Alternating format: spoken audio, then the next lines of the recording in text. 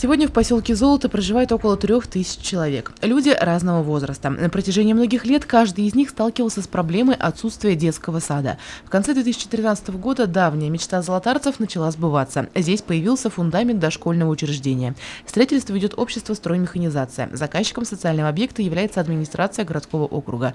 Будущий детский сад рассчитан на 115 мест. Согласно проекту, подготовленному магнитогорской фирмой, здание детсада двухэтажное. Основные работы по возведению уже позади, осталось отделка и благоустройство. В данный момент ведутся отделочные работы в детском садике, в поселке Золото, электромонтажные работы, сантехнические, кровля, крыша заканчивается, вроде как закончили. Ну и благоустройство территории. Бригада отделочников, плиточники, электромонтажники, сантехники, кровельщики. Согласно указу главы региона, к концу 2016 года все дети дошкольного возраста должны быть обеспечены местами в детских садах. Ну а строительство и возведение новых дошкольных учреждений поможет в реализации данной задачи. Елена Афанасьева, Гурхамитова, Дамир Хайбуль, Любовь Карпова, телекомпания СТВ.